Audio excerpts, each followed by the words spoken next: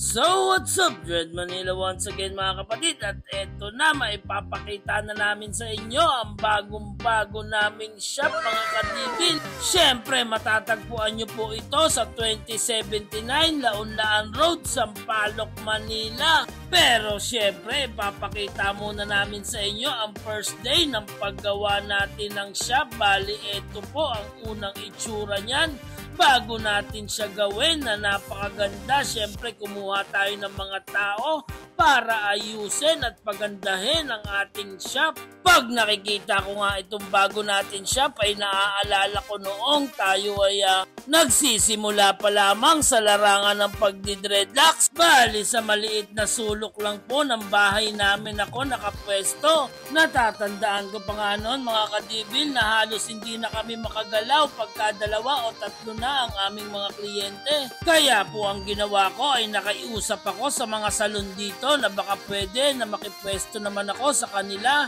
Iba't ibang salon din po ang aking napwestohan sapagkat sa mga panahon na yan ay wala pa tayong pondo para makapagpagawa ng sariling shop natin. Yan din yung mga panahon na nangarap ako na magkakaroon din ako balang araw ng isang magandang shop. Siyempre di ba pag may pangarap ka kailangan mong kilusan. Kaya po talagang sinipagan ko at ginalingan ko sa pagdidreadlocks. Halos walang pahinga, araw-araw gawa. Kung san-san na rin ako dinala ng aking pagdidreadlocks. Halos lahat nga yata ng lugar sa Luzon ay napuntahan ko na sa pagdidreadlocks ko lamang. May mga panahon pa nga sa MRT na ako nakakatulog mga kadibil dahil sa pagod sa pagdidreadlocks. Di rin talaga biro ang pinagdaanan ko. Pero nagbunga naman yan mga kadibil. Dahil unti-unti ko nang natutupad ang mga pangarap ko at eto na nga ang unang-unang shop ng Dread Manila Shop Salon na gawa ko rin sa wakas. Di ba nga pag may pangarap ka samahan mo lang ng kilos. Tapos galingan mo palalo, wag na wag po kayong maniniwala sa swerte, malas po yun. Lahat po yan ay hindi ko inasa sa swerte, 100% hustling po ang ginawa ko. Kaya sa mga kadibil natin na may pangarap sa buhay, kung kinaya ko po ay kaya nyo rin yan. Dati rin po akong walang-wala, isang kahig isang tuka. Basta ang lagi ko lang maipapayo sa inyo ay lagi nyo pong gagalingan sa kahit anuman larangan ang papasukin nyo. Kung kaya nila, walang imposible. Syempre, kaya mo rin yon at kaya mo rin na masigitan pa. Ngayon po ang dating pangarap ko pagkalipas ng 5 taon ay eto na. Pero wag ka sa 5 taon na yon mga kadibil, nandyan ang kabiguan, pagluha, pagod at stress. Iba't ibang struggle din po ang pinagdaanan ko. Marami na rin po akong nakasama sa journey ko na ito. Yung mga kasabay kong mangarap na wala na silang lahat, halos dadalawa na lang o 3 ang natitirang kasama ko. Pero kahit na ganon, kailangan pa rin natin magpatuloy hanggang sa dumating na nga ang grand opening ng ating Dread Manila Shop Salon.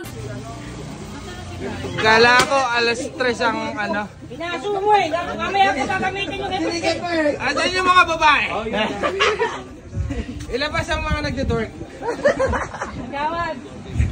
Ano yung ilabas? Ano yung ilabas? Ang mga masasayang memory.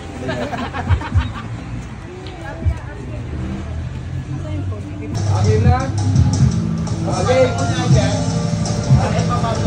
Oo, ito yung mali. Dread Manila Shop Salon, gay? Gay! Okay.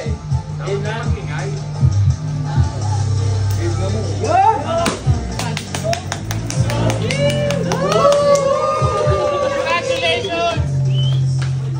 Siyempre nagpapasalamat ako sa mga kapatid natin na hindi nakakalimot at buong-buo pa din ang tiwala at suporta sa atin. Yan po ang grupo ko, ang Mandidreadlocks ng Pinas. Siyempre pag sa kainan, si Jepoy talaga ang mangunguna mga kadibil. Tingnan nyo sumasayaw-sayaw pa. At eto nga hinandaan natin sila ng kaunting makakain. Dahil nandito na rin naman ang buong grupo, di pagmitingan na natin ang susunod na event, ang sundutan.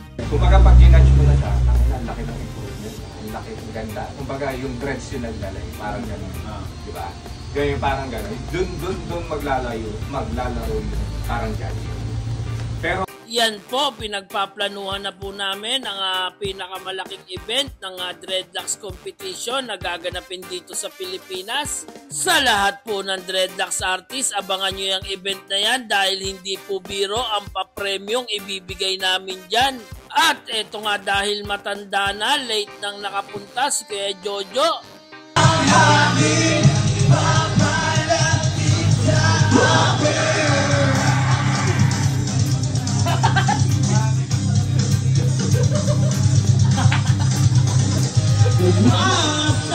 So kung umabot ka sa part ng video na ito ay napakaswerte mo dahil isishare mo lamang po itong video na ito at pipili po kami ng lucky sharer na magkakamit ng pangbigas-bigas at pangulam-ulam sa GCash. So hanggang sa muli, boom!